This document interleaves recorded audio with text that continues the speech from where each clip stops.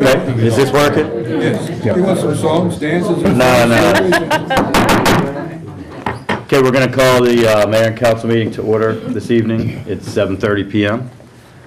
Our first item on the agenda is to approve the minutes of the mayor and council meeting of March 5th. I would move that we approve the mayor and council meetings for March 5th, 2018 as submitted. Yes, and you have a second. All those in favor? Aye. Any opposed? Let the record show we unanimously approve the minutes of March 5th, 2018. Total operating funds on hand for the town this evening. In our total operating cash on hand for unrestricted use, we have a balance of $866,248.01. We also have reimbursement requests totaling $303,947.51 from various marina-related initiatives that will be paid back with grants. So the total, if you add the previous balance with the amount that's coming back to us, the balance is $1,170,195.52. The next item is the payment of the bills. Would someone like to move to pay our bills? Well, since I signed most of them, I'll move that we pay the bills. Second. All those in favor? Aye. Any opposed? Let the record show we unanimously agree to pay the bills. Yes, we did. All right, that brings us to item 4, which is Scott Boone and Think Big. Yeah, so just to give a little background to the council, I asked these guys to come in basically because if you've been around town, you've probably seen the orange snakes making their way through our community. There's been a lot of rumors about the project, and I just thought it would be great if these guys could come in. We could, I asked basically if Scott could give us an update on kind of the backbone that the county's installing, and if the guys from Think Big could come in and kind of tell us how individuals can hook up once that's done. Sure. So without further ado, thanks for coming in. Sure, not a problem. So we have up here a map of where we are in construction in Chestertown right now. This is really the backbone, what you're seeing. This map is confusing for some people. They think that if you're not on that orange line, the purple line, and the blue line, you're not going to have access. That's not the case. This is just sort of like, think of it as like the highway or the county roads that kind of get you as close as possible, and then there's like driveways off. Okay, that's kind of where we are. So today, I think they completed the boring to Philosophers in Maple. So that came around from the hospital, wrapped around by the middle school, came up East Campus, down Philosophers. That segment stops there.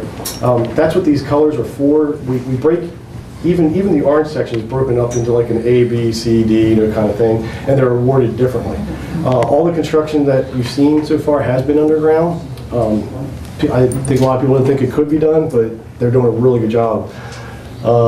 We have, I think, everything from 400 High Street that wraps all the way back around to the purple segment up there. That's already fiber in the ground, ready to go. It's already in 400. It's already in the library. And to touch on those anchor sites, we adopted a to and through approach, okay, using anchor institutions as a reason for building out. When we originally talked about this, gosh, for me it's been, I don't know how many years ago, but when we really first went public with it, the idea was we didn't know what we were going to get in response to the RFP. It could have just been a dark fiber bill. And in fact, a lot of the responses were just dark fiber with the hope that we would be able to use it to enable a last mile provider to come in.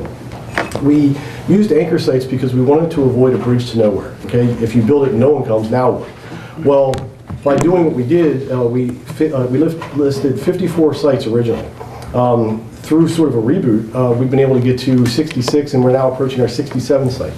Those sites, as you can see, are rather diverse. Everything from the middle schools to firehouses to town hall. And unless I missed one, I think we got every town hall, fire station, police department, administration building, pretty much everything we could think of. And again, in that reboot, we were actually able to expand it even more here in Chestertown. As you can see, the wastewater treatment plant wasn't on there before. Another thing we did with the second opportunity was we wanted to get resources to the kids, as deep into the neighborhoods as possible. Before we did this project, unless you went to a coffee shop or someplace like McDonald's where you had free access, you really had the community center in Wharton, right? You had the libraries, there's one out in Rock Hall, Galena, but even there was some limitations to bandwidth. The best place was really to come to downtown Chestertown, to the library branch. But what if you've got a kid lives a couple miles outside of Millington, or, where they can get a short drive, but maybe not all the way to Wharton or whatever. So we identified and added additional sites, like Millington Pool, and the area surrounding the Millington Pool will now be an open access hotspot area where a student, during daytime hours, we're still kind of working out those details, will be able to maybe ride a bike or take a short drive, get a quick car ride to a place in their actual towns, rather than having to cross the entire county. We're even lighting up all the parks. Okay, so we're doing Wilmer Park. We are going as far as Rock Hall Beach, Betterton Beach. All of these areas will be, in fact, you can see anywhere where it has that sort of pinkish reddish, that is supposed to be public access. Okay, I know the marina is very near and dear to you all, so we also added that one as well to make sure that it would be constructed in there, ready to go for when you guys are ready to complete. So that's really the way it works from the government's perspective. It was to avoid a bridge to nowhere by building high-capacity fiber to and through anchor sites. Hope, and obviously they did come on board initially. There's a fiber to the home, fiber to the premise provider. It's an open access network, so they're working to bring anybody else on board who would like to use the network. And I guess with that, I'll hand over to Think Big, who is... Can you give us like just a quick time frame? So you've gotten where you've gotten in town. How much is left to do in the town proper, on backbone or just just on the backbone? Yeah, backbone. So you're looking at Maple to Queen. This blue line right here, they started construction yesterday. That's outside of town limits, but ultimately that all connects the whole thing. So this is under construction. It's 19. Which one is it? 19C. We're waiting to award that one, which is Maple and Queen, and then all the little laterals that go with it. Okay. So we're looking at another 4 or 5 weeks, 2 months. Well, with this weather. Yeah, no, I know. With what's coming tomorrow. Yeah. But I mean, let's under promise, over deliver, say 5-6 weeks, give or take. Good. And that again, just to reiterate, because again, like I'm kind of like a 5th grader with this, and as we've talked, so basically the county's job is to provide the backbone. So you're like you said, you're kind of like the super highway, and then Think Big is like the little off ramps that come to like my house or somebody's coffee shop. Correct. And so there's a separation of those resources. This is truly a P3, a public-private partnership, right? So those bundles that the county are using are ours. Okay, so it is for supplying services to government anchor institutions. The investment made by the investors with Kent Fiber now on the other side is to enable leasing to a Think Big or whichever provider may want to utilize the fiber. Great. Which is great because that means we're not in the sales business. They have to take care of it. Right. So. Okay. All right.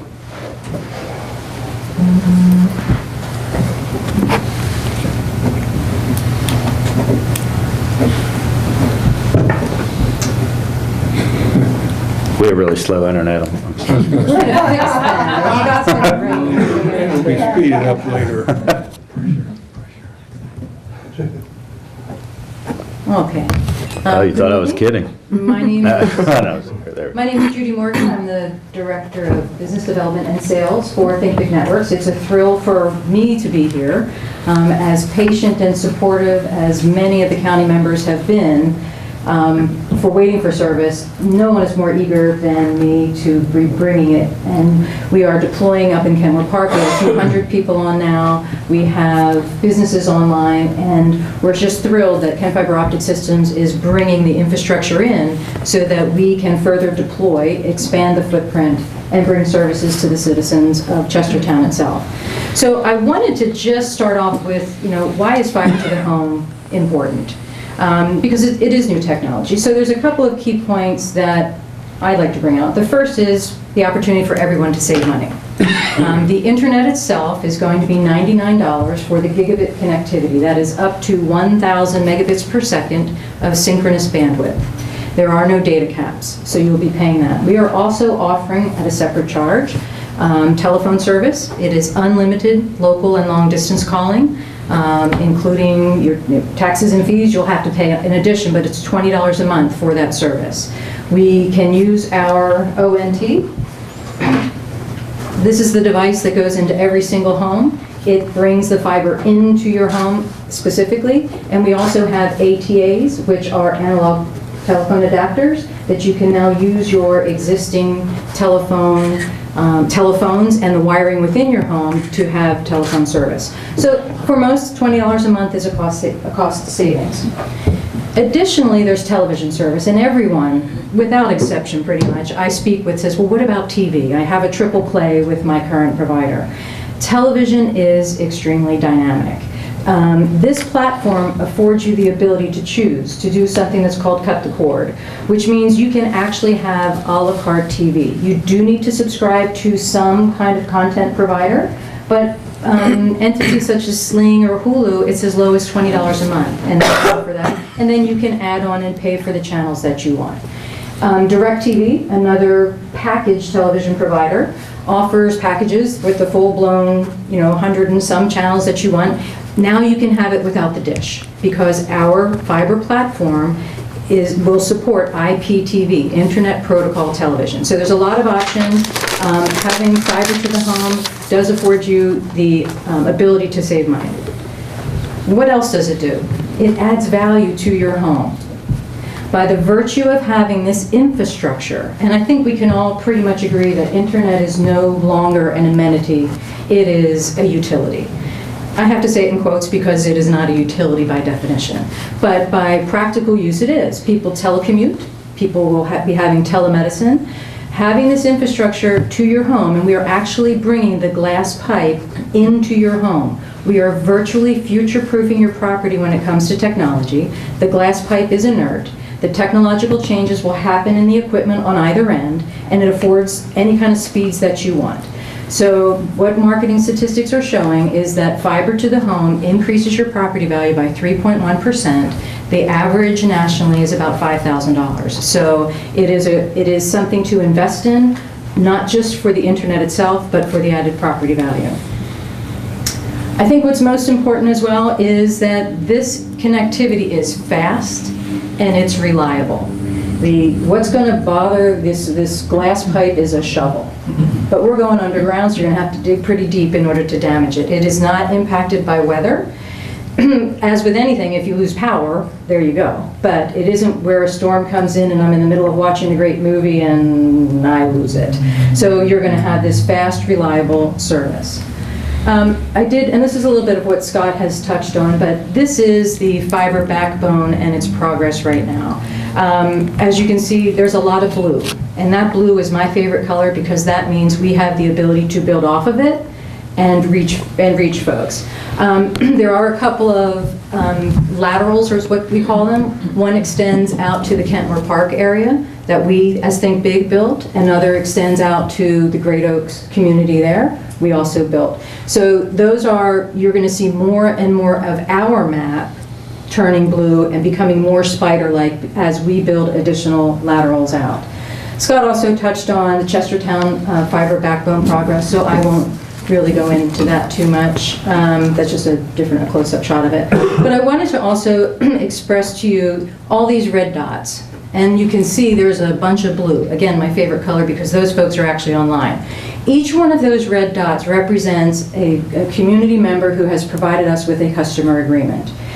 We are asking everyone, Chestertown or the county, please provide us with a customer agreement. There's no cost to you at the time of the agreement. What it does is it affords us the ability to know where we need to build so that we can then prioritize our builds. The lateral builds are expensive, so it has been from the beginning and it will go throughout the entirety of our deployment. We need to try and effectively and efficiently reach as many county residents and businesses as possible. So that will be the priority. More dense areas, and then we spider out to the less dense areas. We're able to take those recurring revenues of people online, throw it back into the system so that we can further build out. You can see in Chestertown itself, we need some more subscribers. The number of dots that we have there do not represent the population size of Chestertown and its importance in the county. I will say that as Think Big Networks, we haven't done a huge focus because we were at the point where we want to now under promise and over deliver. So when people sign up, we want that window between when you have provided us with a customer agreement and when you're actually online to get much tighter. Some folks have been waiting for a year or more, and we want to do our best to now set expectations that we can really deliver the service. We have some easy ways now to sign up online, and I've left some business cards here. If you just want to email me, I can email you the link. You can quickly fill it in online. Bing, bang, bang, boom, you're done. That is for our internet. I also have it for the telephone service. Makes it very easy. You'll create one of those red dots that we talked about, and it'll help us prioritize the building to you. It's just a very brief overview of what's going on. I'm happy to answer any questions that anyone might have about what Think Big is going to be doing here in Chestertown. So just to be clear, Yes. again, I'm a 5th grader. Scott does the backbone. Right. Let's say he's done in 2 months. Right. I'm going to give you a couple weeks, Scott. And then I'm like Johnny homeowner or Johnny business owner, and I want to get on the fiber. It's available, but I'm giving you guys a call. Right. And that's your job. Right. So, and what our team does, and it's on a weekly basis, we are evaluating where do we need to build next. So once we've determined, I can't blow it up too much, but Kentmore Park, that community is all blue. We focused on getting that done. We'll look then, is there a specific street in Chestertown, or is there another area within the county that has that density that we need to go to next? We're going to constantly be prioritizing where we build to bring as many folks on. So that's why we're encouraging, if you have an interest, please let us know so that it will help the prioritization of your street or of your community for the build.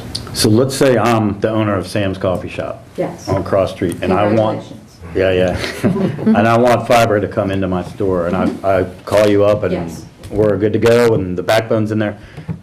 How, on the ground, how do you splice into them? Like, are you burrowing underground to find the backbone? Or is it kind of be on like a case-by-case basis? Like maybe you go over a sidewalk or, behind the building? Is that going to depend on the location? We know exactly where the splice points are, okay? And the interesting thing about fiber is that it is somewhat finite. So we have to engineer it out that once we splice it, it needs to serve X amount. There's multiples. So once I splice it, we have to think of that as not just going to hit Sam's Club, your coffee shop, but it's going to hit the bowling alley and every other little thing. Right. We plan that out. So we know where that's coming from. Then it will be, our director of operations is a great guy. He's going to look at it and say, how is this going to happen? Is this going to be completely bored? We are investigating cutting-edge technologies of bringing it in. Is it micro-trenching? We're not sure, but it will be, a deployment that is going to last the term. Right. Fiber should be a 35 to 50-year in-the-ground infrastructure, so we want to make sure that that's protected first. Secondly, the aesthetics. We want to make sure that the town or whomever is pleased as best we can. We will make our best efforts. At the end of the day, if we've got to dig a hole, you're going to see it. Right. So it will be case by case. Okay. And I think it's important, because I know at a recent county commissioners meeting, there was a quote that well, this was only really designed to hit government stops. And I know I've talked to Scott about this already, but just to be clear for the public record, this is going to be available to individual homeowners, individual businesses, because I think one of the things that got everybody so excited was the economic development potential. Oh, sure. Where, like you mentioned, telecommuting, that's a way, it'd be great if another Dixon Valve came to Chestertown, but it's, I think, way more likely that it's the guy that just works from his loft on the second floor of his home and employs 2 people and designs things for people in Manhattan and around the globe using the fiber. I get those calls regularly, that, Judy, when is it going to be here? Because I want to work from here. Right. And this may be their right now second home, but they can't relocate because they don't have the connectivity. So yes, the county's perspective, without what the county has done, being a backbone, we would not be here. Right. So because they exist, it affords us the opportunity to come in and further build additional laterals to serve. So that dream is still alive. Yeah, as Okay. a salesperson, I'm living the life. You're living the dream. Yes, exactly. So it has to. I mean, that is our goal, and it is truly driven by subscriber interest. We're not going to build to a place Right. just because. Right. So there need to be folks who are interested. You require a contract. Yes, there is a customer agreement. It is a 2-year commitment of services, and the service per month is $99. And the household connection cost is how much? Our goal is that it is at $400 per Household? household, yes. Yes, sir. With the population density out in the extended flatland area and the proximity to the detention center that's out that way, is there any opportunity for a hotspot to be put in that particular area? That would be more of a county issue. We only bring services to individual premises and individual businesses. Whether the county decides or another private entity would want to do something along those lines, certainly we would take them as a customer, but should there want to be a hotspot, that would be along the county's lines. That would be a priority for the folks in my area, especially with kids being able to take computers home and do their homework and that kind of thing, outside of the business development opportunities. A lot of families can't necessarily afford to plug into this, so if there's a hotspot and we already have a government entity out, in the area, it would be great if we could get one out that way. At least be thinking about it in your plan. I'll leave it for you. Do some of that. Jeff Weber, I'm with Main Street, Chestertown. Scott, Judy, can either of you talk to Wi-Fi access in downtown Chestertown? I think it's Meaning kind of how up the in the fiber air. will affect it, or? Yeah, bringing in the fiber and, you So think they've gone to the I ISP? think that there's 2 elements of that. I can address the private sector, that when a business subscribes to our service, they will have the ability to not only have an internal network, which would support their administrative functions, but then they could also establish a public Wi-Fi. That would be from the private side.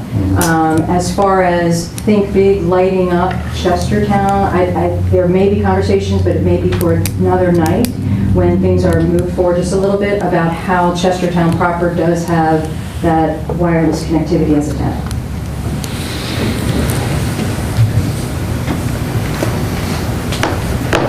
All right, thank you guys so much for coming in. It's a It's pleasure, very thank you. exciting. There are business cards there, so please, if you have any interest, grab one, send me an email, you will hear back right from me. Okay? All right, we appreciate your time.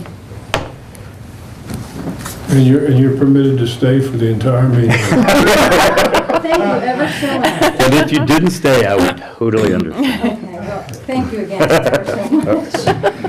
I go last tonight, so you have to stay for that. No, I think it's being live streamed. If I get home in just enough time, I might be able to see this. I hear that every week.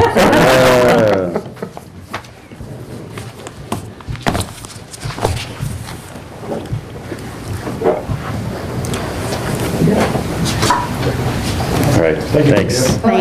Okay, our next item is a presentation from Horizon Cinemas. Do you want to do any preamble on this, or just, another preamble? No preamble, I didn't prepare myself. Okay, all right, well, I know that the council has gotten a sort of a summary of this deal. So as we all sadly know, we lost our movie theater, 2 years ago now? Big outcry, a lot of disappointment in the community. The strip mall owner, Silcata, said that he would work really hard to get another movie theater in, and had been working on that. And he did establish a relationship with the company in Baltimore. They negotiated. Things kind of went off the track, and now they're back on the track. And I'm very happy to say that the principals of that company, Horizon Cinema, based in Baltimore, are here tonight. They have pretty much reached an agreement again with the landlord to reopen the cinemas. They were very eager to open them by Memorial Day weekend to be ready for the summer session. When they went back to the negotiating table, they ended up about $75,000 apart on where each entity moved to the middle. The proposal in front of you is that the town of Chestertown would front the $75,000 as an advance against anticipated tax revenue. because the movie theater will be paying 4% of their revenues in the admissions and amusement tax. So we feel that this is a wonderful opportunity for the town to proactively help get this movie theater back up and running. I'm going to introduce the principals of the company, and they can tell you more about what they have planned. But one of the reasons we're excited about this is that this is a company that has deep background in cinema. They know what they're doing. They've run a lot of movie theaters in the Baltimore region, and they're ready to roll. I've heard a lot from the community. People really do want a movie theater back in town, and it obviously is good not only for quality of life and entertainment, but it also will have big impact on our overall economic health through restaurants. People come to town or stay in town to go to the movies. They'll stay in town to shop and eat. It's just a win-win as far as I can see. So I think this is a really good solution, knowing that we will be getting these revenues back through the admissions and amusement tax in pretty short order. I think your financials will show that we would, in all likelihood, get the $75,000 back in 5 years, 6 tops. So I think it's great. So we're very pleased to have the principals from Horizons. I want to introduce Ira Miller, and where'd Bob go? Bob Weinhold, and Michael Prine. Michael's been meeting, I want to say Jamie and I had been meeting with Michael and another real estate representative of the company months ago. This has been a long discussion, so Jamie has put a lot into this too, from the county's perspective. So, and then Rebecca Murphy, who is a part-time resident of Chestertown, and Rebecca and I have gotten to know each other through the Main Street program. She's going to be joining our Economic Development Committee, and she's transitioning into spending more of her time in Chestertown and less of her time in Baltimore. And she has a deep background in real estate development and economic development. And as we were chatting about the movie theater, it was a lovely happenstance that she made the connection that she happened to have worked with Ira Miller before on other deals involving movie theaters in Baltimore. So then that gave both sides more comfort in the whole deal, because Rebecca now knows both sides. She really knows Chestertown well, and she knows the principals of the Horizons company well. So that is my introduction, and they're here tonight to answer your questions and see where it goes. So gentlemen, you want to just come up and... Thank you, Kay. Hey, Bedley, yeah. Thank you, Kay. First of all, I want to say thank you for having us tonight. We really look forward to the opportunity to meet with you and hopefully answer some of your questions that you have about the theater. I can speak on behalf of Ira and Bob that we are excited to be here. We actually wish we were open way back when, so we could get up and running. I've made several trips to this community. Like Kay said, I've met with her before. Prior to tonight, I spoke with the media, I spoke with the local high school, I spoke with the college. Some things we have in place are really big community involvement. I spoke with the teacher at the high school about the radio program that you have. Actually, to have them come in, the students come in, review the movies, and then get on the radio and speak about the movies. I think it's a real good introduction for them to help them learn, and maybe an avenue for them to do in the future.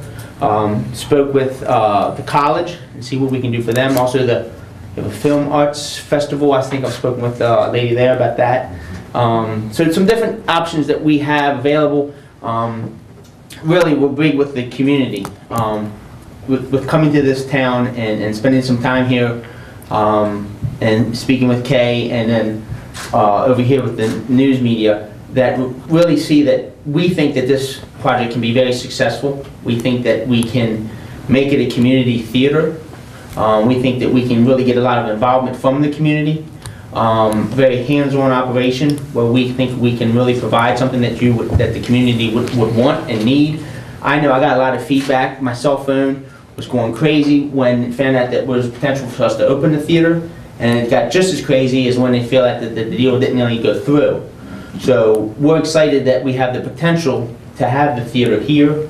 We're excited about what we think the future can be for that theater and the involvement that we can have from the citizens of this community.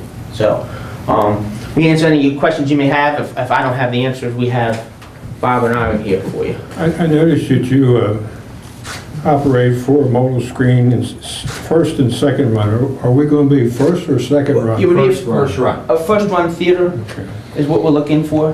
That's the goal, that we're going to be a first run theater, yes sir. And how many venues in the theater? There are 5 screens currently, and we're going to operate all 5 screens. And Michael, tell me about the improvements you're planning to make and what they're used to seeing at that Right. movie theater. Well, it's definitely going to be improved. It won't be like what you've seen before. We'll have improved seating, improved concessions, the different types of food. We will have the traditional food that you'll be familiar with the popcorns and the sodas and so forth like that. But we're also trying to offer some small, what we call finger foods, such as like pizzas and chicken fingers and some fries and stuff like that, some other little food. We are going to do a raised platform seating. So if you remember, the theater was a flat floor. The theater's also, so what we're going to do is we're going to do a little raised platform, kind of like what you're sitting on here now, how it's raised up a little bit. Well, we're going to do levels of that. First, we'll start out with a high back rocker chair, and then we will transit over to a recliner. So what happens is we can get the high back rockers immediately. We have them already. But then we have to order a recliner, so that takes some time to come in, anywhere from 12 to 15 weeks. So we can initially open with the high back rockers, and then we will put the order in for the reclining chairs. Then we'll transition to those chairs, which we have. They have a nice tray that you can sit stuff on, nice cup holders. It will look. We're going to make bigger, wider screens, because if you looked in there now in the old theater, the screens were very small. So with the depth of the theater, we can widen the screens, and that's what we're going to widen the screens, and so it'll be a much more luxury theater. We'll have the new drapes on the side. The sound system will be the whole new projection. So it's really going to be a state-of-the-art theater. It's just going to be small, intimate, more luxury type of a theater for the town, and we really think it's going to be a home run here in this community. We really think the support that was given to us when we initially were going to do it, and the disappointment when it was coming that we're going to do it, and now the excitement is now coming back again. We actually went by the theater tonight, and people were asking, "What are you doing there?" And we'll say, "Hey, we're looking at the theater again," and they're excited to say, "Hey, somebody's looking at the theater." We're excited about what kind of improvements we have for that. One of the issues that I would always hear about the old movie theater was based on programming.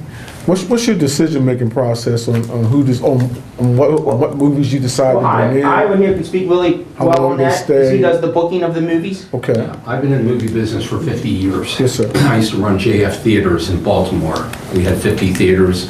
I was vice president of MGM for 15 years of marketing and exhibitor relations. I do the booking of the theaters. We're going to have all kinds of movies, family movies, sci-fi movies, art films, a blend of everything, so we can bring everybody to the theater. And what we do, and I also do a lot of the marketing, we want to give back to the community. Anybody wants to do fundraisers or anything that we can do to help the community, that's what we're here for, okay? We give back. We do that in Baltimore. We've done it in Baltimore for as long as we've been in business, and it works, It's a good thing when you have an opportunity to give back to the community. But we're going to have a great diversification of film, and we're going to go to the colleges. We're thinking about giving them a special price that they can go, and because they can't really afford the admission price, so we're going to make a special price.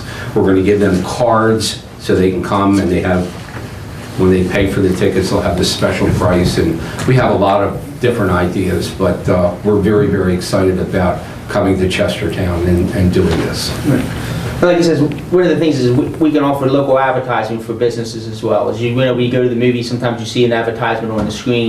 We also have digital boards as well that we can offer local advertising. And we have screen advertising too, that we're going to have, so people can, if they want to advertise their business, we'll give them a very, very low rate, so it can bring, we want a partnership with a lot of the businesses, with anybody. We're going to go door to door, try and introduce ourselves to as many businesses as we possibly can, and it's going to be I think, a wonderful thing for us and for Chestertown. I can certainly testify to that level of interest and the level of disappointment as we went up and down on this. But one indication of the level of interest, yesterday I went with a group of, I've gotten 45 to 50 people from Sumner Hall to Middletown to see the Black Panther.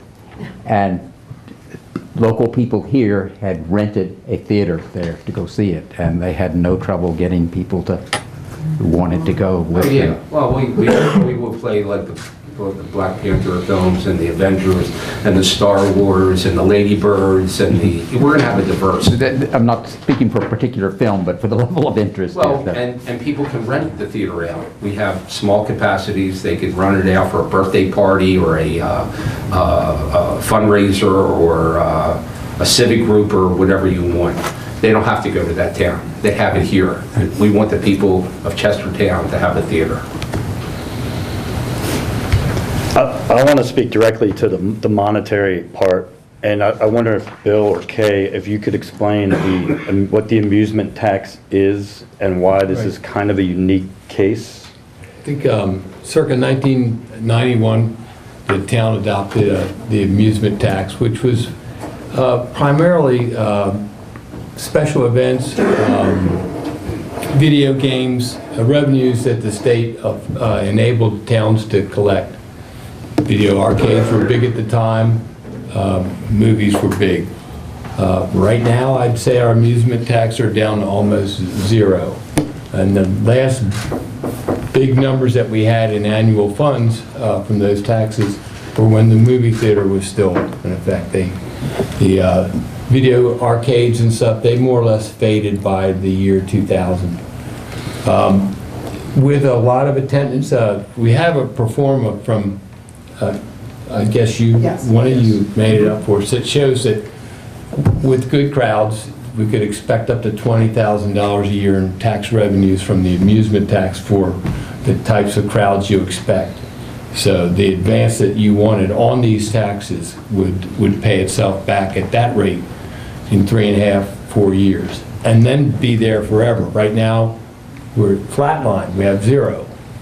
So I know this is a special kind of odd request, but this is a situation that no one else is in. They're producing amusement tax revenues, but in their absence, there are none. And we always hear like, we've lost a movie theater, we've lost several things, and what do we do without them? What happens? People rent Netflix, they go to Middletown, but I like what you said about college students. I know that they do go places, and I think that's some great ideas. This is something to mull over. I sent this prospectus or perform, I would say, plus the commitment. It's about $500,000 that's being committed to between the theater, the building owners, and the theater people, and I understand that's a pretty huge investment. The other thing about this repayment is, if for some reason they leave, which they haven't expressed any interest in not finishing out, the advance would be paid off. So it's something that for the council to consider. There's not a lot more of a crystal ball that we have. We do have to support movie theaters when we have them here, and I'm afraid that that's up to us. You can run first-run movies, but we still have to go to our theaters here, just like we have to patronize our people with stores here too to keep the local economy alive.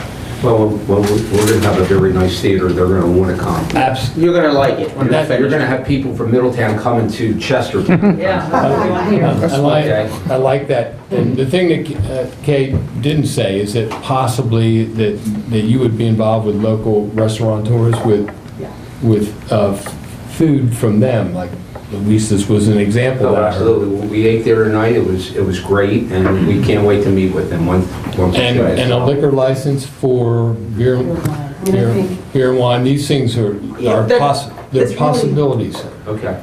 Yeah, it's really sort of consistent with the model of the industry model. You know, there's a lot of standalone. In Baltimore, there's a couple of movie theaters that have adjacent restaurants or partnerships with restaurants where people can dine and then take their glass of wine into the movies with them or whatever. So I think that long-term would be something that Horizon would want to be able to do, you know, and I think would be then generating yet another source of revenue. Right, well, I'm not sure that was stated as part of that. Those are possibilities. So this is not like any question that we've had before. And I don't think it's necessarily an easy one, but on one hand, you have have no revenues, and there is one thing that I left out. Most movie theater chains, and the last one who left asked, can you remove that tax from us? Can you not have the amusement tax? So there's a loss of $15,000 or $20,000 a year. That was a step we weren't ready to take, because there are other sources of revenues, and unwinding that or removing that is not an easy process. I think you have to do it by ordinance also. So they're not making that request. This is more of a proactive request. We'll do this, we'll spend $500,000 between the owner of the property and the movie theater people at Horizons, and here are the revenues that we think you can expect. And we have a version for the press of what I sent out to the council that doesn't go into every number that they have, and I can understand why they wouldn't necessarily want to do this. These are projections.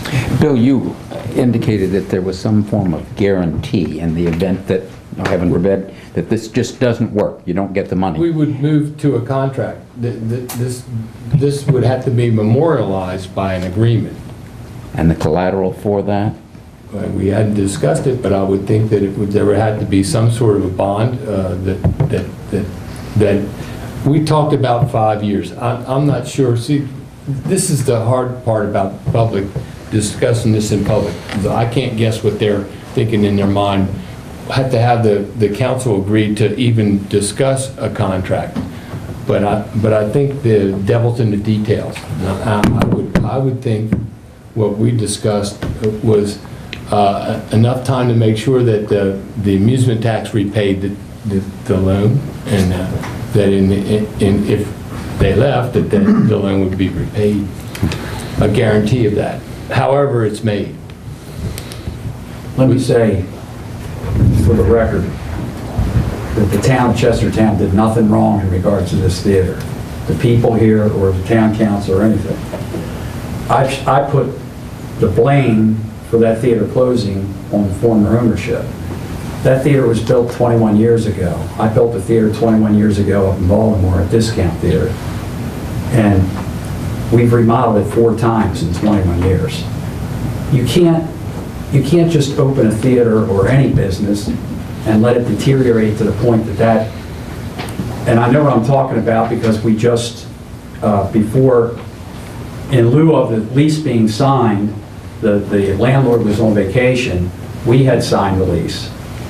And we went in, they gave us the keys with the promise that he was going to sign the lease when he got back from vacation. And we went in there and we did the demolition in there. I mean, literally, we ripped out all the seats and the drapes. And I was getting ready to tear out the carpet when the landlord came back and wanted to change some terms in the lease. And that's what started the problem. But I just want to say that people supported the theater up to a point. You can't expect people to go there and sit in that situation that I found it in when I first saw it. I mean, I basically had a discussion with the landlord when I first walked in there. I walked the theater, came back out the lobby, and I said, it doesn't take a genius to understand why this theater's not doing business anymore and it's closed. This place needs to be gutted. I know what you're talking about because I've been there, not anytime recently, but years back, and the screen would go crooked, or the top part would drop down to where halfway down to the bottom part.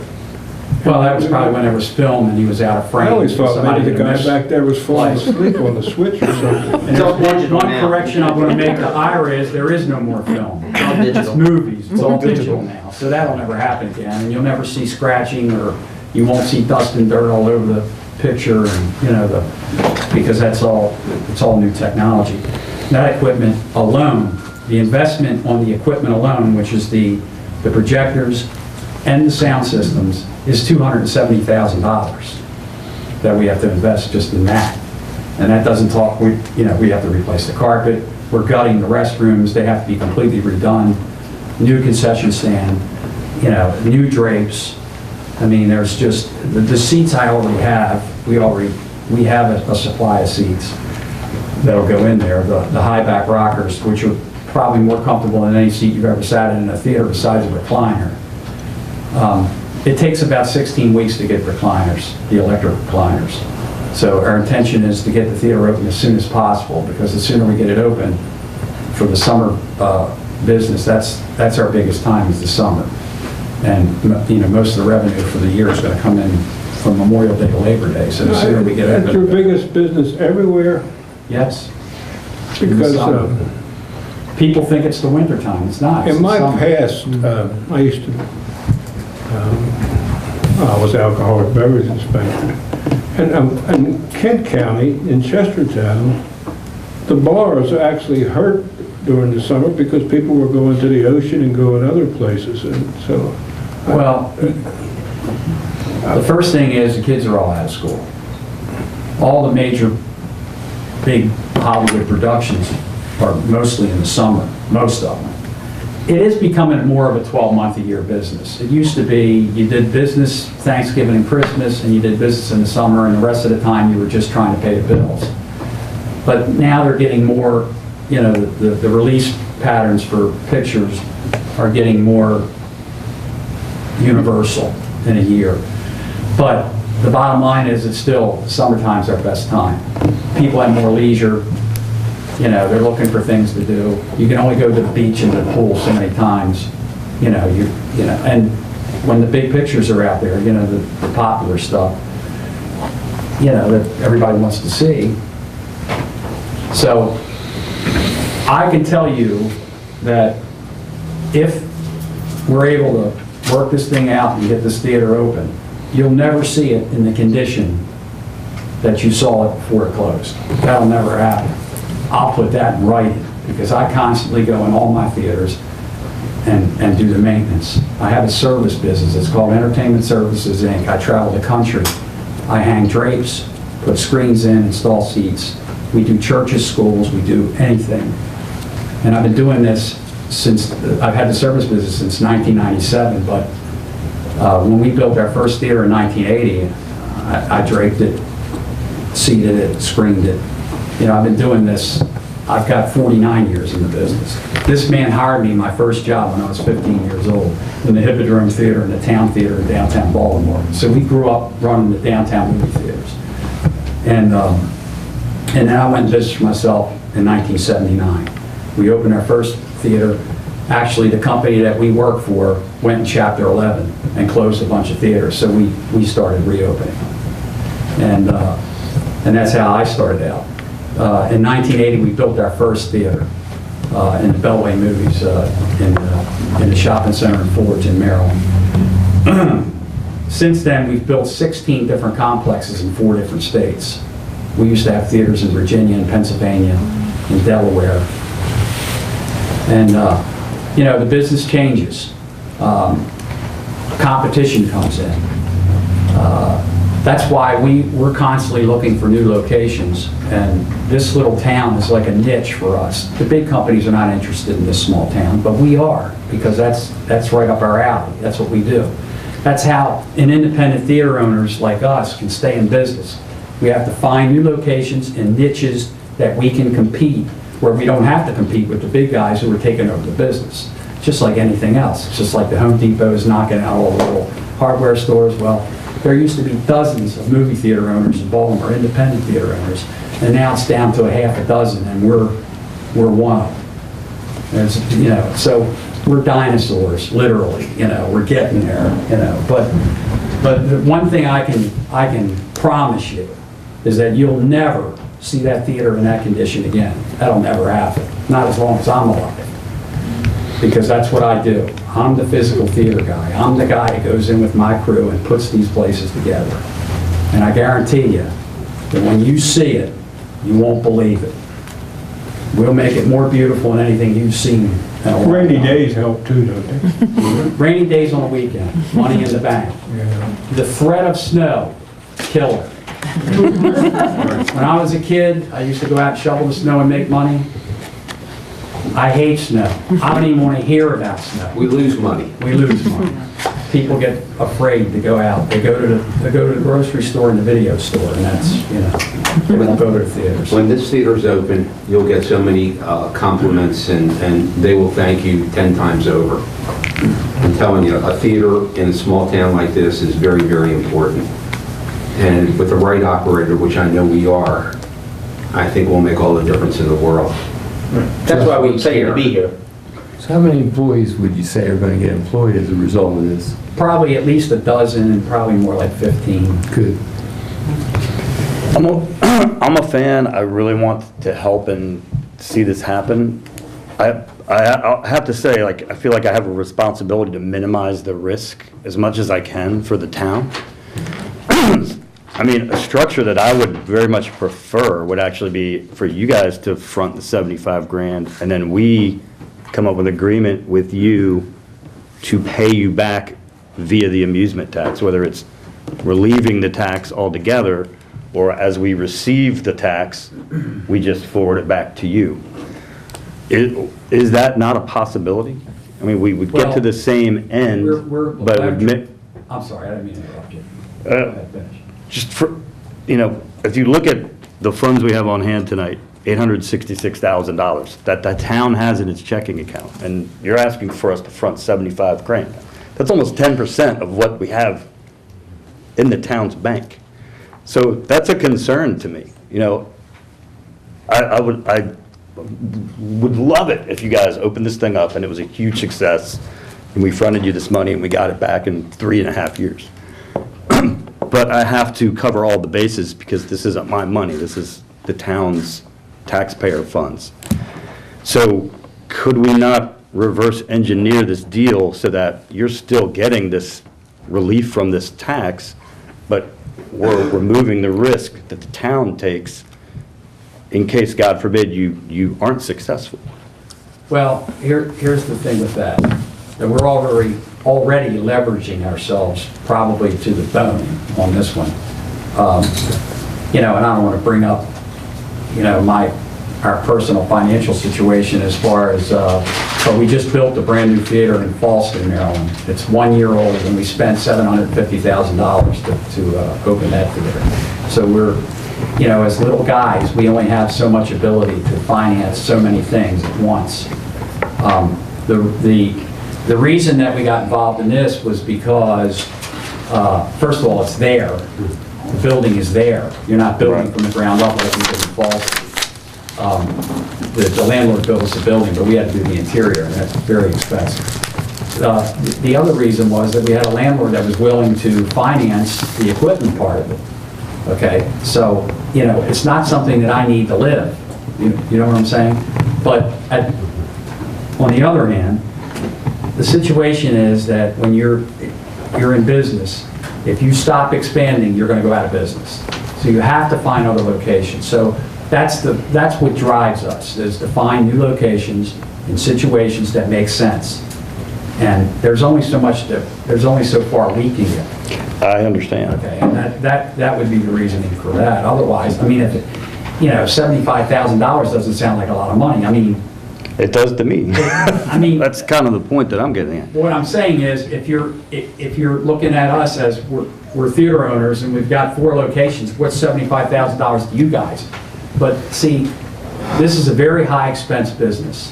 Understood. You know, and the profit margin's very low, and especially in a market this small. I get that too. That's one of the reasons that I have concerns. So could not the landlord front the 75 grand and then we agree to take the amusement tax and pay him back? We've pushed him as far as we can push him.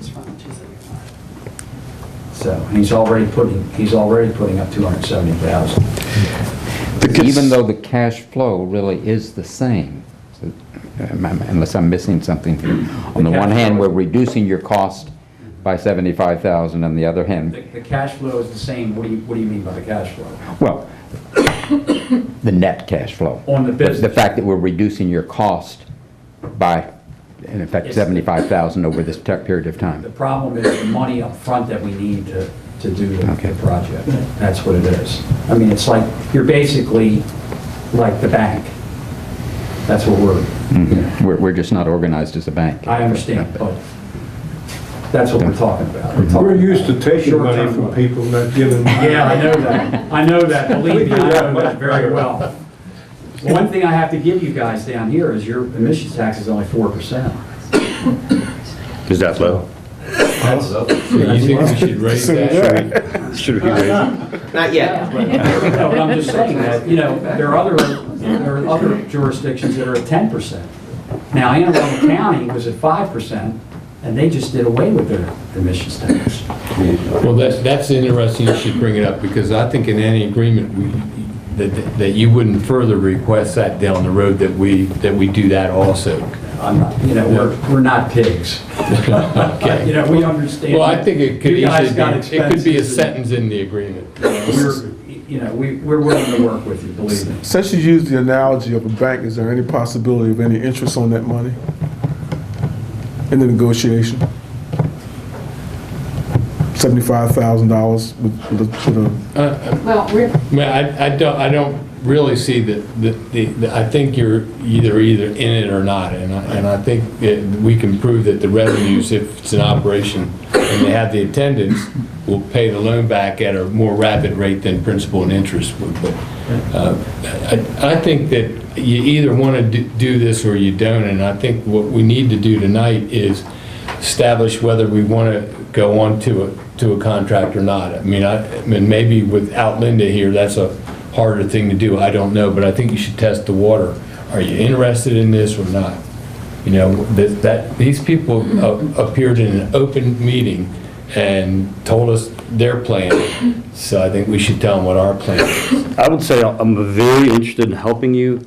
I have concerns about the risk for the town, and I also have, and I've expressed this to Kay, she's probably going to kill me for saying this, I have a lot of reservations about the precedent that anytime an entrepreneur is in negotiation with a landlord and they're $25,000 short or $50,000 short, that there's a precedent that they could come to us and we front the money.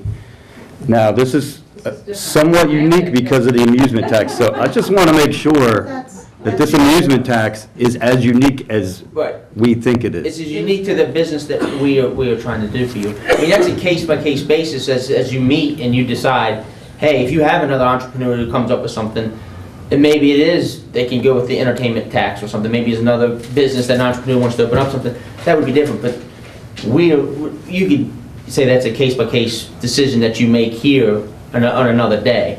So what I was suggesting, which is you guys front the money and we pay it back via the amusement tax. Like, we've given tax incentives to other businesses, like in the enterprise zone, Dixon Valve and Lamont, two of our biggest employers, are taking advantage of that. So that's something that I could see us doing. That's something that we've already done for other businesses. This, to me, I have concerns. I do. I want to eliminate the risk for the town, and I do worry about the precedent. Well, we've certainly talked about this before. Yes. And I think there are a couple of things that make this a very different, non-precedent setting kind of enterprise. The first is you have a known source of repayment that is not going anywhere. You'd have to undo it in order, so you have a finite guaranteed repayment mechanism, which you wouldn't necessarily have for an entrepreneur that wanted to open a business that wasn't eligible for the amusement tax. That's the first. I think the second is, and this is really to Bill's point, if this is something, if you guys all agree that this is something that the town should have, that it's something that the community wants, I mean, to your point about renting out a theater and schlepping, then I think that the question before you really is, do you want to move toward putting a deal together with the understanding of your concerns vis-a-vis the risk, of the understanding of the repayment mechanism and the terms of the contract? But I think the other thing to think about is, these gentlemen are in this deal to the tune of $500,000. The $75,000, and I recognize this is not something that this town has ever done. I'm in the economic development business, so I have a different perspective. But this really allows them to get from today to opening the theater. And just as they are going to have to repay, and you guys have the only guaranteed source, because they have to... It's guaranteed if they do really well and they're around for at least 5 years. You're going to get some I mean, if you look at the old movie theater, in its last full year of operation, I think it generated something like $12,000 in revenue. And that was a miserable, She's talking about the awful. tax revenue. The tax No, I revenue. get it. Yeah. That was in that miserable, awful excuse for a movie theater. So let's assume that that's the floor. So in the worst of all possible scenarios, you're looking at a 7-year out. If all you collect is, and to Bill's point, it's money you're not going to get otherwise. And I think that I understand, but I think it's as low a risk proposition for a giant reward, both from a revenue generation perspective, a public relations perspective, an economic development perspective, a community relations perspective that you're going to get. And I think that in order for them to get there, this is the amount of money that's required. And then the town has a stake in the outcome. You know, then the town is invested both literally and figuratively in how well the theater does. And I think that that's an important thing to think about. You have to understand that right at the present time, we're waiting on $303,000.94 that we've fronted for the state of Maryland. So, you know. No, I appreciate that. If you heard the financial report that we had there. If they would pay their bills, maybe you'd feel our way a little bit better about letting you have the money. But, you know, we can't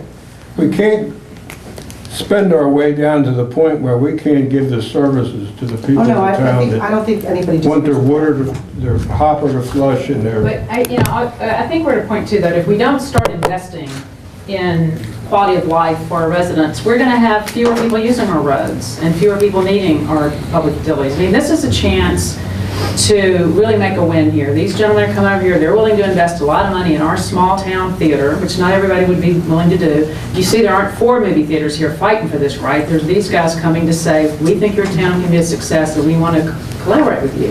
I feel like we're going to really miss an opportunity if we don't make something work.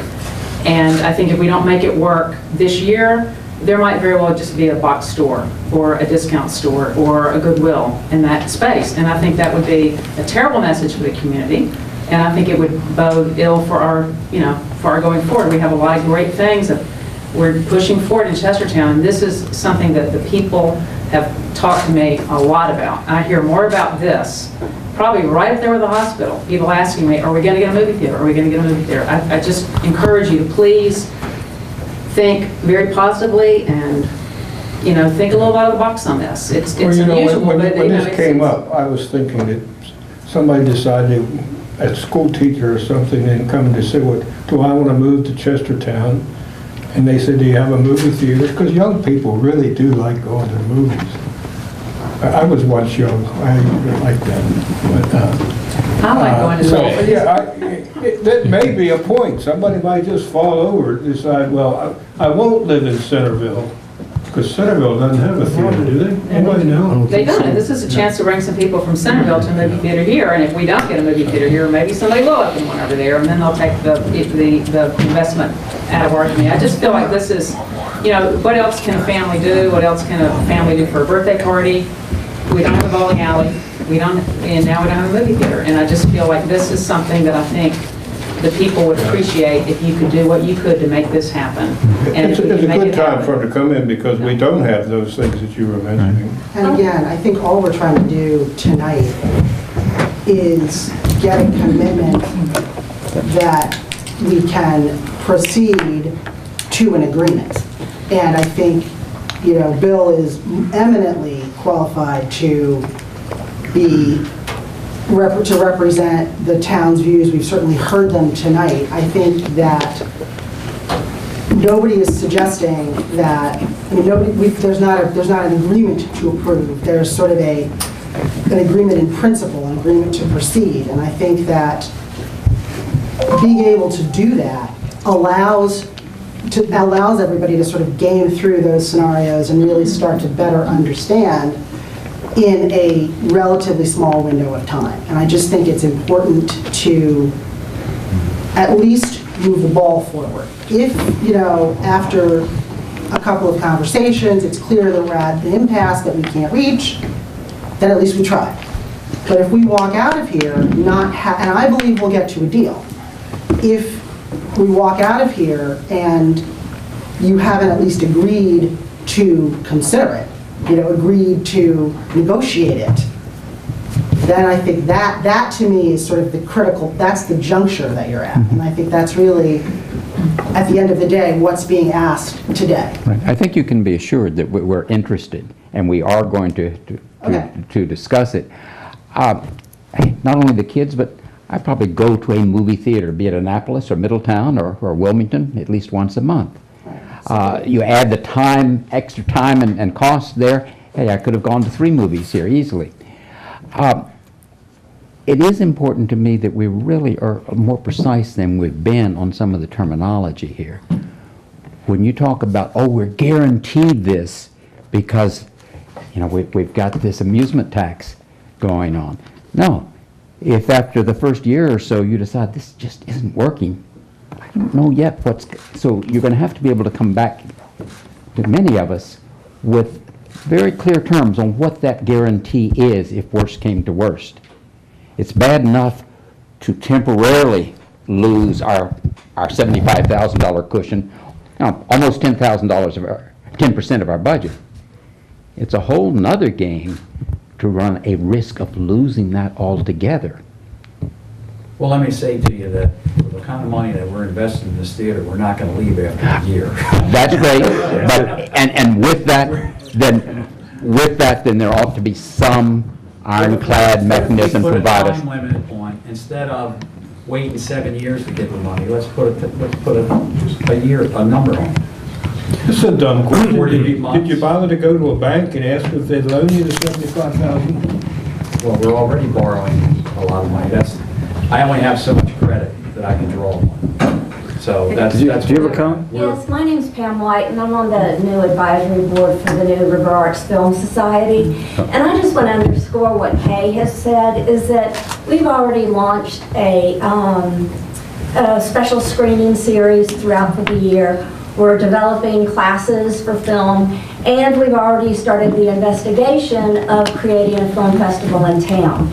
And I cannot tell you how it would help us exponentially if we actually had a film theater in town. And when we're talking about bringing a film festival in town, we're talking about bringing young people into town. And if we're committed to investing in a state-of-the-art theater, we're showing not only our community, but potential people who might want to move here, and maybe Washington College students who won't want to move away, and people who've gone off to college who may want to move back, because we are investing in the community, because we're committed to the health and wellness of the community, because we're committed to the entertainment. We have a lot of things that go against us, but we have many more that go for us. So I passionately, as a member of this community who has struggled with my own husband to stay here and to keep my kids in school here, I passionately ask you to invest, or to invest in this opportunity to support their endeavors by meeting their requests. Thank you. Thank you. I'd like to make a motion that we move towards the negotiation process, authorizing Bill to speak with these gentlemen about what we need to do with consideration to the mayor's concerns about our money, and also with considerations to the positive effect that this would have over the town. I second that. Okay, all those in favor? All right. Any opposed? Aye. I'll say I'm in favor with reservations that I've In expressed. favor of negotiations, that's what you Yeah, said. that's what we're talking about. I've got an auxiliary plan anyway. Yeah.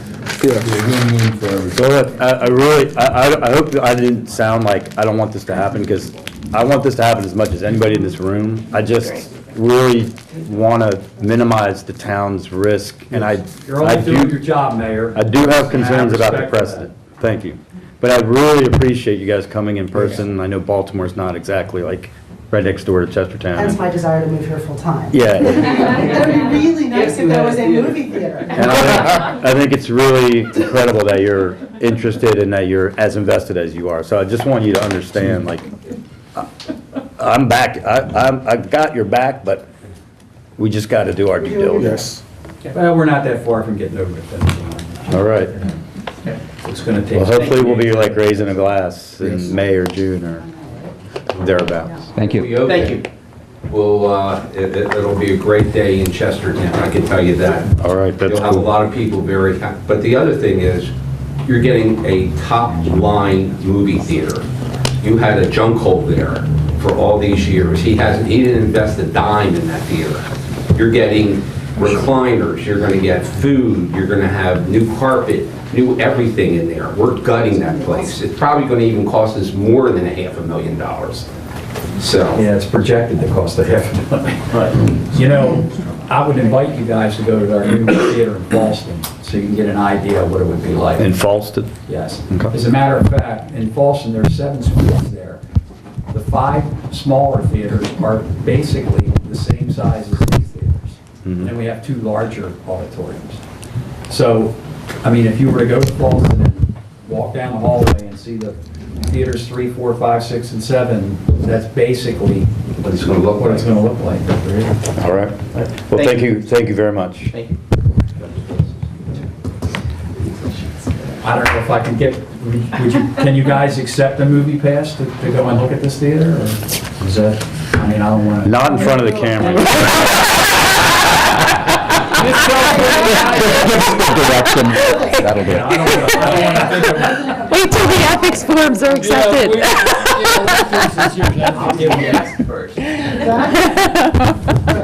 I'll give them to you. All right. There you go. Thank you all. All right, thank you. Thank you. All right. Let's move on to the really exciting part of the agenda, the police report. Yes. Chief Baker. That was a good discussion.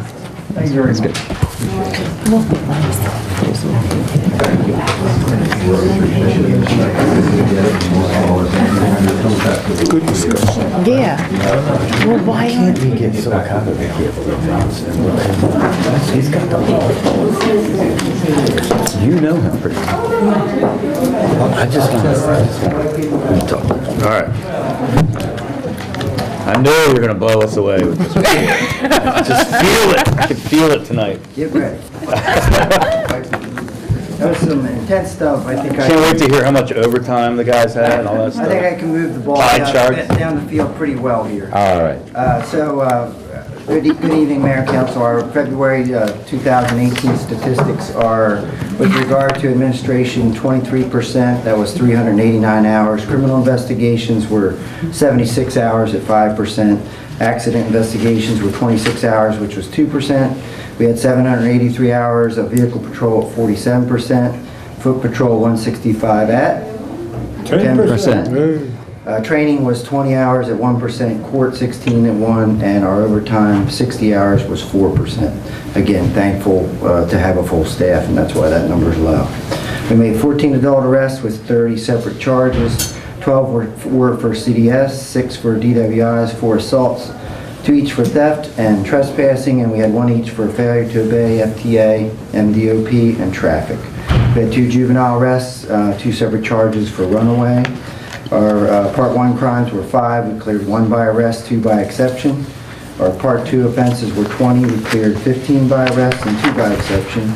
We did 12 motor vehicle citations, 185 warnings. Red speed again, I think for the 4th month in a row, it's been down. I think the real telltale sign will be, let's see what the summer traffic does, but maybe they finally figured it out that they're supposed to slow down there, I hope. We say that every other month. Well, but I've been consistent, so. You have been consistent. Yeah, so I think it may happen. We had 8.5 hours on extended investigation in our overtime. Our shift coverage was 17. Special events were 16.5 and court was 18. Like I said, 141 red speed violations. The wards were almost dead even, with the exception of Ward 1, having 2%, 3% to round it off. Ward 2 was 25, Ward 3 was 25, and Ward 4 was 25. And we had 5% outside the jurisdiction. Wednesday was our busiest day of the week, and our busiest time of the week was between 8 and 9 in the morning. That concludes my exciting report, Mr. It was a good one. A real quick comment. Somebody on your department doesn't realize that the west side of Washington Avenue belongs to the other ward. Is it It doesn't belong to the 4th ward. Okay. Because I got credit for an accident in Domino's Pizza, and that's not in my ward. All right, I'll make sure we... And there's some other ones, there's other ones on Washington Avenue that are, I mean, I think it's probably one officer, and he just happens to think that that belongs to that ward, but Yes, it's sir. not. I'll take it. Thank you. Chief, Sir, no, real quick. you can't go, because I want to talk about, I'm sorry. I'm sorry. Go ahead. Well, I just wanted to ask if there was any resolution on the runaway situation. Yes, I mean, obviously they were located and it was taken to juvenile services. All right. It was not that serious. All right. Had to be addressed. Yes, sir. So, the social action request, the parade. Yes, sir. Mhm. And I think while you're here, we'll just go through it. Yes, sir. We got more information. We did. From the planners. Right, we're talking about the 24th this Saturday. And so they added a little bit to the parade thing. We were concerned about the parade down the middle of the street and for that long distance from Dixon. Mm-hmm. So I think this comes straight from what Sherry Tillman or Lynn Dallinger. Lynn Dallinger was the one I spoke with. That the parade, the route is as follows. They cross High Street at Southville. I guess They're going to start at the county office building. that didn't get on this permit, Yes, but we sir. should say that. They assemble there. And they continue on the sidewalks along High Street. They turn right on the, They're starting at the county office building and immediately cross High Street. Right. Then they're going to go down the sidewalks in front of the storefront till they come to Cross Street and hang a right-hand turn on the sidewalk still. Go like around the turn where the old police station was, and a little bit past that, there's a crosswalk. We'll cross them at the road there, and then they'll continue to Wilmer Park. And at Wilmer Park, they said they'll remain for several speeches, and, you know, in the ballpark, they think about an hour. I think that's a good compromise. sounds great. Yeah, to so, me. so instead of starting at Dixon and closing the road, literally like we would for a parade and bringing the whole police force and all that, we are going to be able to just have 2 crossings at the road and then take it home apart. I think that's a good solution. No, I agree. I saw that email and I thought that was about as good as you're going to get. Yeah, I agree. And still the one unknown is, and by all sides, is we still don't know how many people are there. Right. Did you propose the route, or they Yes, did? sir. No, Worked it out with Bill them. and I did. Do we need a motion for the permit, Bill? I like a motion. Since it's I'll move to adopt the social parade action. route as submitted on that latest email. I don't know what it was, just today's date, I guess. Yes. This afternoon? So, second. Okay, all those in favor? Aye. Any opposed? Okay, let the record show we unanimously approve the permit request for the parade. That's it. Thank you very much. Yes. All right. Have a good night. Thank you. All right. That brings us to town manager's report. Mine's going to be shorter than Chief's. I think this issue of the farmer's market nonprofit question was brought up by Linda, and I think that with her not being here, not being sick, that we should defer it till she's here. Because as far as I'm concerned, the status quo, our policies that we've carried out for years will be what we do until we change it. I think that's a great idea, Okay. Bill. That concludes my report. All right. Great, very good. Thank you. Almost got a clap. The mayor's report, just one item here. The Chestertown Environmental Commission will be showing a production called Wasteland on Thursday, April 5th at 7 o'clock at Sumner Hall. That's at 206 South Queen Street. So I know they do those periodically, and I believe that's about trash disposal. I feel like they used to have it on Channel 3, running on repeat. But anyway. This is actually part of the same film club that Pam Right. White spoke about. Okay. And that's all I've got. So why don't we start ward reports over here with Ward 1. Mr. Foster? Sure. Had a very good meeting with President Landgraf at Washington College about the possibility of having a symposium at the college on the challenges facing small towns. And he's identified a faculty member from the School of Business that would work with me on this. We really have not fleshed out any of the details on it beyond that, but the hope is that students and faculties and interested members of the public, perhaps people from other schools, other colleges, might contribute to that. But it's still in a very preliminary stage. Also checked with Pam Duke, the ethics officer, to make sure that we're not running afoul of anything with the public meetings law on this. So far, it looks promising. All right. Linda Kuiper, thank you very much. Nothing but compliments about She She's doesn't sick. feel well. Sick? Yep. I attended a school board meeting last week in support of Garnett Elementary School, who gave a presentation on the reading program, and which helps support the success that they're doing with the younger grades. And it was very informative, and I want to publicly applaud them for the work that they're doing out there. And I also have some requests, a request, if anybody knows anything about the closing of the downtown Dollar General. I've had a lot of people asking about what's going on with that. Are they going to reopen? Is there some kind of problem? This one over here? Yeah, I heard that they had closed periodically or something was wrong with that. I was just there buying Cheerios like 2 days ago. Yeah, I haven't even heard any rumor, and I walk by there I haven't been daily. I've They had were people filling the asking shelves about the it. other day. I mean, the guys were in there with carts stacking the You shelves. said Family Dollar, I believe. Is Yeah, it the other one? the one, Sometimes in this town, things get muddled. yeah, the one in the plaza, maybe? Maybe it's the one in the plaza. I haven't actually seen it, but I had a couple people asking me about that. So I thought I'd put it on the table, see if anybody knows anything about it. Haven't heard anything. Busy place usually. Yep. Yeah. All right. Well, let's see. You got typed remarks, don't you? His I notes do, every because Did you type that yourself? things are pretty good in the fourth, except many people who use the dog park, including myself. The reason I get to say this tonight, because she's not there to call my attention to it.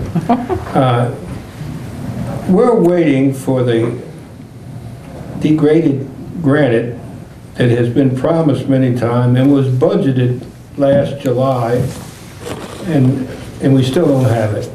And I'm afraid when April comes and the rains, we're going to be walking in mush and mud.